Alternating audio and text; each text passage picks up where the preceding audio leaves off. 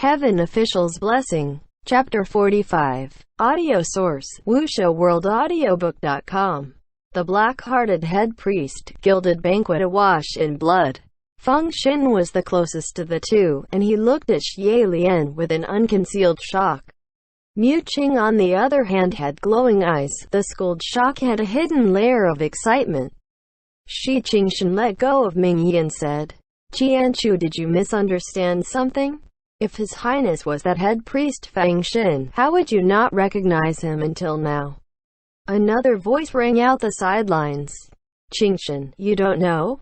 Legends say the headed priest Feng Xin was proud, mysterious, and cold.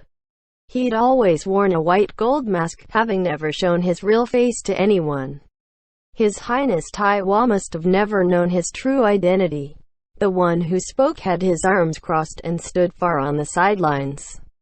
It was Pei Ming. Just seeing his face made Shi Qingshan annoyed, and he swung his whisk. If that's the case, then no one had seen what the head priest Feng Xin looked like. Why must General Pei make it sound like it's a sure thing that His Highness Xianle is the head priest Feng Xin?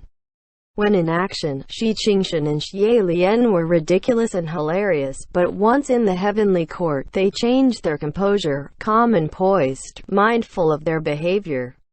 Just then, a snow-white silhouette appeared from the back chambers. The moment he arrived, everyone calmed down. The chattering officials all stood in their place, silencing their gossip, and bowed. "Your Majesty." Junwu raised his hand slightly and everyone straightened once more. He walked willfully, and as he passed by Xie Lian, he tapped on his right shoulder. The sleeve that was still dripping with fresh blood ceased immediately after the tap. After taking a moment to look over Mingyi, Junwu stated, "It's nothing serious. Settle the Earth Master in." Thus, 4 famous medicinal heavenly officials came over to lift Mingyi up and took him away. Shi Qingshan looked as if he wanted to follow, but seeing the current tension in the Great Martial Hall, he couldn't not worry and decided not to go after all. With his hands behind his back, Junwu returned to the throne before speaking again. "So tell me, what's happened now? Why won't Taiwan let Xianle go, and why is Xianle bowing his head?" Lang Qianchu glanced at Xie Lian. Seeing that he was still silent, as they were surrounded by heavenly officials, there was no need to fear his escape, so Lang Qianchu released his hand and turned to Junwu in a bow. "My lord, several hundreds of years ago, this man altered his name to Feng Xin, slaughtered my clan, and brought ruin to my kingdom. I request for a duel, and pray the Lord will be our judge." Within the Great Martial Hall, even ones who had never heard of the name Feng Xin ran to research the name within the spirit communication array. What was uncovered was an astonishing tale. Good thing Ling Wen was present to answer everyone's query. The head priest Feng Xin was the savior and teacher to the Crown Prince of Yang and Lang Qianchu. He was named one of the double demon masters because of the infamous bloodbath that washed the gilded banquet of the Yang'an monarchy. "What was the gilded banquet?" Shi Qingshan asked. "Lord Wind Master," Ling Wen replied. "This gilded banquet was first a tradition passed down from the nobilities of Xianle, and called thus because every cutlery, utensil, cups, and instruments were of the highest grade of gold, exquisite and luxurious. After the Yang'an kingdom was established, at the beginning they announced to the world they would not follow the culture of excess from the old kingdom, and put all their focus on their peoples. Yet, after a few decades, the old ways were relearned, including that culture of excess." Ling Wen continued. "On the night of the 17th birthday of the Crown Prince of Yang'an, the palace threw a gilded banquet in celebration.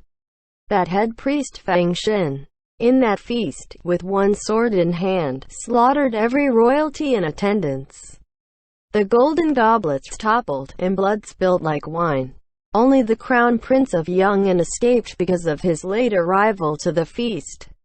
Otherwise he too would have been annihilated. This coup d'état was aimed at the building of Yang'an, and if it wasn't for Lang Qianchu, who had the people's heart in his hard work, there would no doubt be a riot.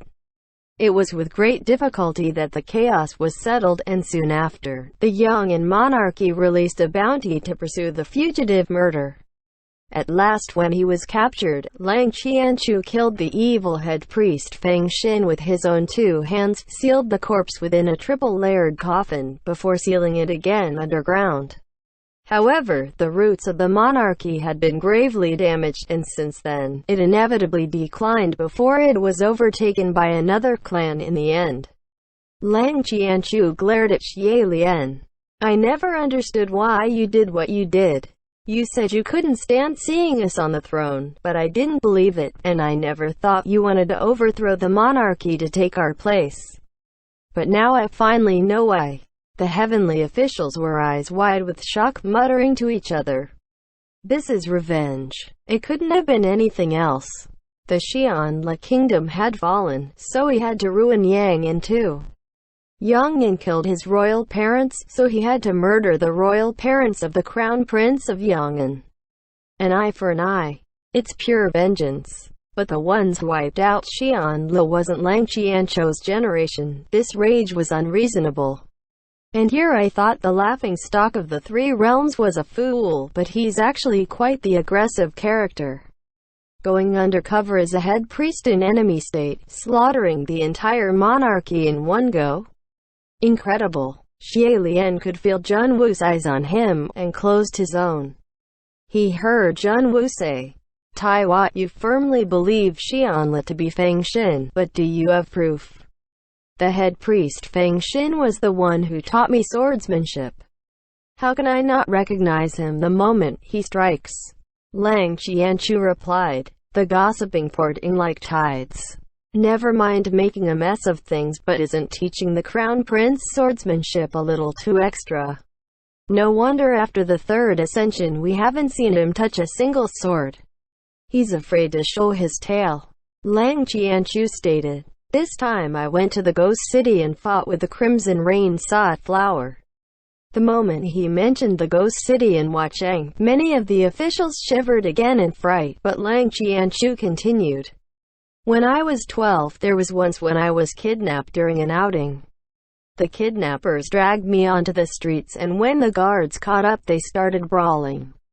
A street performer was dragged in, and bruised as he was. He intercepted the fight with but a tree branch, and easily rescued me with but a few swings. The kidnappers and the guards both suffered grave damages, and it was this street performer who escorted me all the way back to the palace. Out of immense gratitude, His Majesty my father and the Queen my mother fervently tried to retain him and discovered his skills in swordsmanship, and so he was ultimately invited to become the head priest. He taught me the way of the blades for 5 years. I'm more than familiar with his style. How can I be wrong?" "Your Highness Taiwan," Muqing said faintly.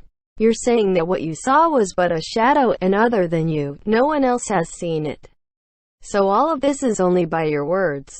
Muqing's argument sounded like it was in Xie Lian's favor, but it was actually more complex. He had already seen that Lang Qianchu wouldn't let this go, and the more he was questioned, the more he will prove himself, and not the least bit helpful to Xie Lian's situation. Sure enough, Lang Qianchu demanded, "Fine. Please bring me a sword."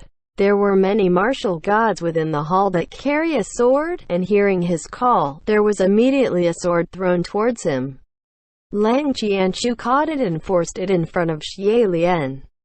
"Take it. We'll duel now without holding back, using everything we've got, and see whether if we have the same style, and whether if I was taught by you." Everyone thought to duel in the great martial hall was reckless. But with the gilded banquet that a crown prince's entire family was slaughtered in cold blood, they could understand why he was this agitated. Xie Lian's injury was still on Shi Qingshan's mind, and he said, "Qianchu, His Highness blocked that attack from Huacheng for you, and injured his right arm like this, so how can he duel with you?" Hearing this, Lang Qianchu suddenly extended his left palm, and smacked heavily upon his own right arm. There was a loud crack and a mist of blood spurted out from his entire right arm from the shoulder, bleeding profusely, and fell limply. There wasn't any need to check to understand that it was a heavy injury, and everyone was shocked. Xie Lian was also taken aback and raised his eyes. "What are you doing?" "The Lord Wind Master was right," Lang Qianchu said. "You did injure your arm saving me, and so I return an arm to you. But saving me is one thing, killing my clan is the undeniable truth. I know you're dexterous and can use a sword with either arms without lessening your skills. We'll duel with our left.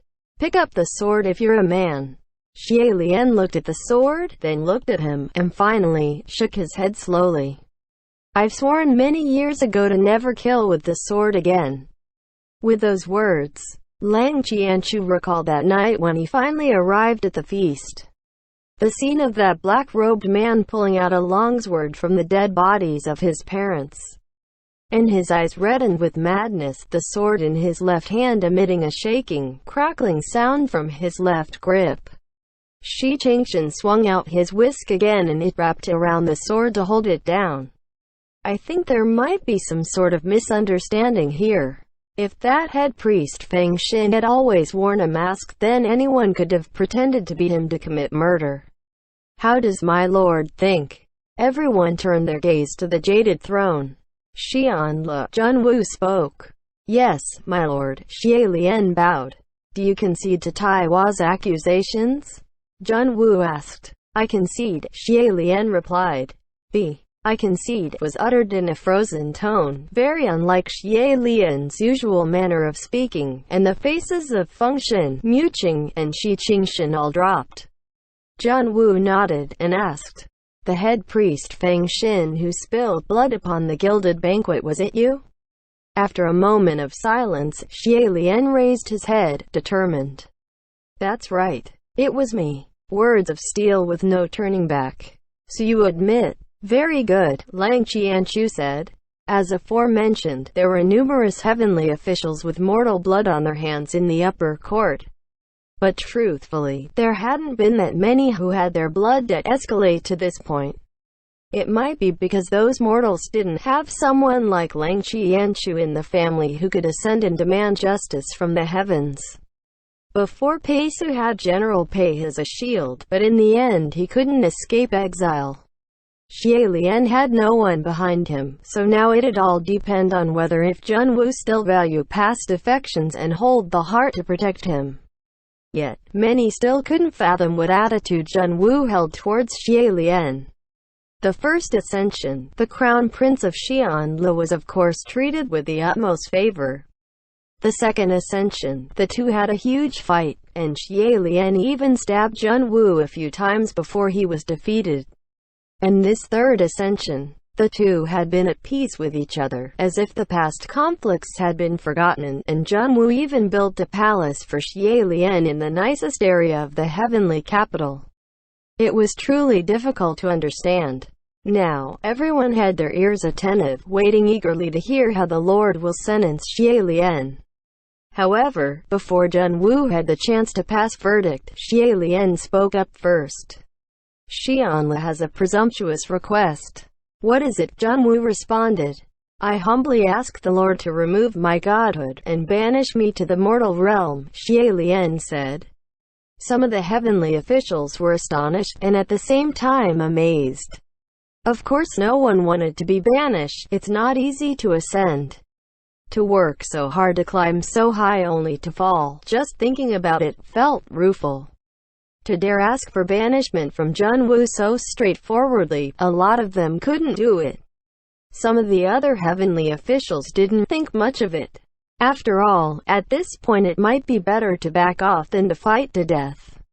Xie Lian had been banished twice already. A third time probably meant nothing to him, and maybe he's even used to it. Lang Qianchu, on the other hand, objected. "I don't need you to banish yourself. Ascension is because you have the skill. I only want to duel. I don't want to fight you," Xie Lian said. "Why?" Lang Qianchu shouted. "It's not like we've never fought before. Life or death, the outcome doesn't matter. Let's just put an end to this." Xie Lian said plainly. "No reason. Fight me, and you will for sure die." End chapter.